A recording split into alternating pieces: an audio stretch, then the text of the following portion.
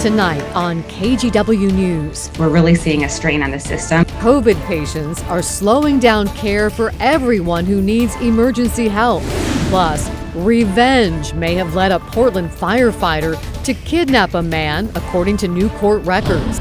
Then, showing support in Newburgh. It's recognition that people exist. A couple builds the biggest pride flag they can after the school board votes to ban them.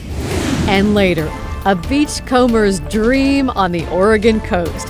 Thousands of sand dollars wash ashore. And we start with proof of vaccination.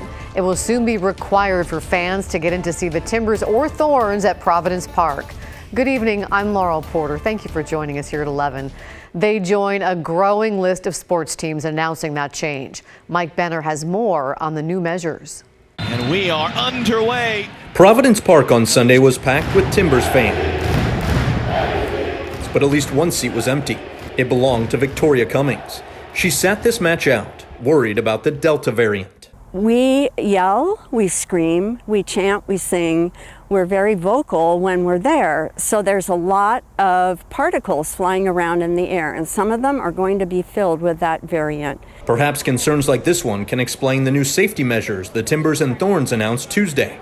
Beginning with the Thorns home match on August 25th, fans 12 and older will be required to show proof of vaccination to get through the gates. It's been something we've been thinking about for a while. We're proud to be leaders in the space. We were the first MLS and NWSL team to begin requiring proof of vaccine. We're proud of that. Timbers and Thorns president of business, Mike Golub, says fans who can't provide proof of vaccination can still get into Providence Park if they show they've tested negative for COVID within 48 hours of kickoff. So we're not required to do what we announced today to do, but we felt it was the right thing to do. We wanted to be on the vanguard of this. And we wanted to be responsive to, again, the great majority of our fans. In addition to these new safety protocols, Golub says fans 5 and older can still expect to wear masks in all areas of the stadium other than their seats, where masks are optional but recommended. We have, from the start, encouraged people to wear masks, even prior to the mask mandate. We continue to encourage that. That's not strict enough if you ask Victoria Cummings. She'd like to see masks required throughout Providence Park. It seems to me, with the rapid increase in cases that we're seeing every day in the hospital, that it's time for us to be responsible as citizens and adults to start wearing our masks again to take care of one another.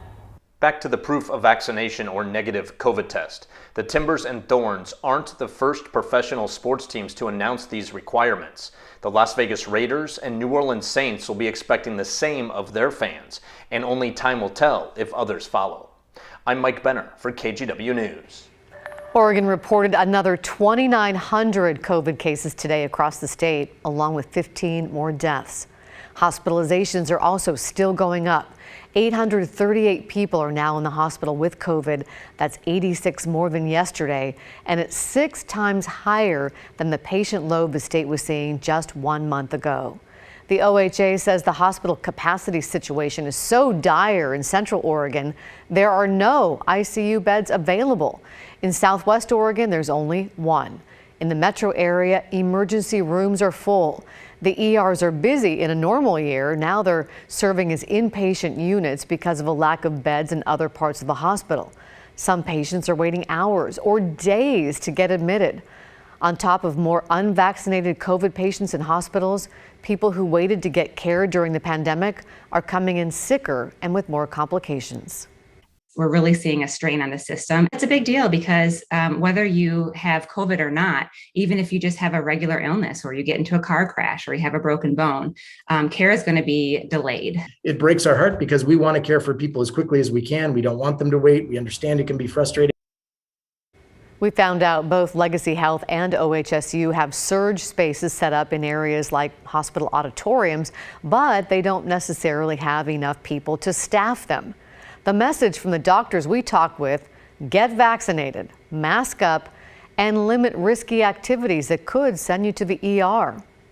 Masks will be required for all kids when they head back to school, regardless of vaccination status. But many districts in Oregon are pushing back on that mandate. And today, Oregon's governor addressed those schools. In a letter to superintendents and school board members, she said, "We know that students' mental, physical, behavioral, social, and emotional health is best served when they can be in schools for full-time in-person instruction. The Delta variant puts that goal at risk. It puts our children's health and lives at risk.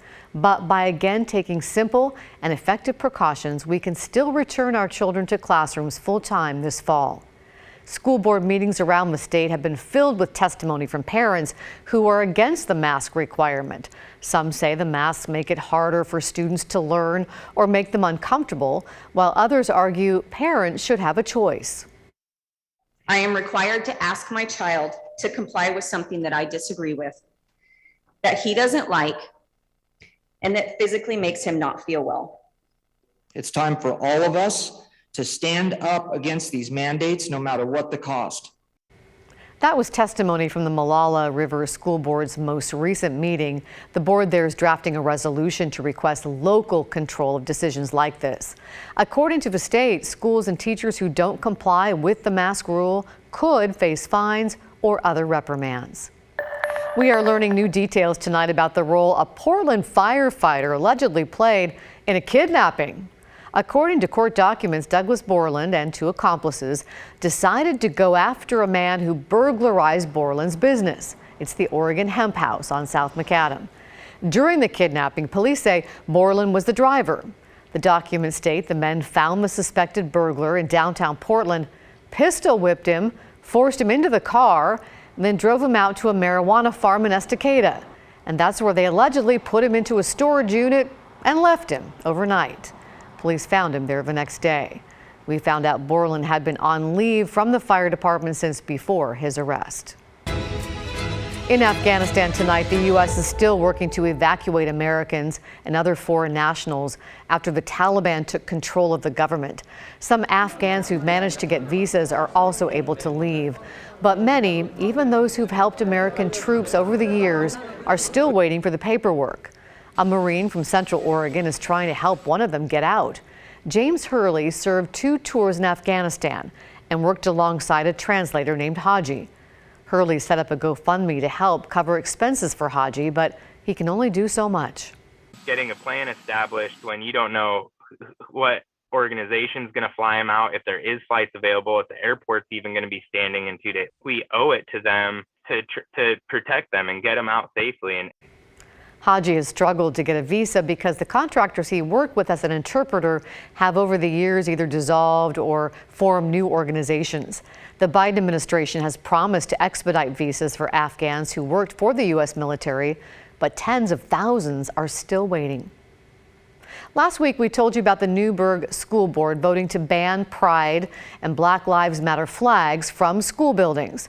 Well, now one couple has put up the biggest flag they can in protest. Aaron and J. Bill McCarthy own a farm on a hill overlooking Newburgh, and they can see the high school football field from their home, and they hope students there can see their new flag. They don't agree with the vice chair of the school board's argument for banning the flags. To get political symbols and divisive symbols out of our schools. We're going to erase a bunch of people, is what it felt like to me. People are not political. It's not expressing a Democratic idea or a Republican idea or a conservative or liberal. It's human beings. After the school board vote, they posted online that they wanted to construct a protest flag from plywood. Donations started pouring in, and volunteers showed up on Sunday to help them build and paint it.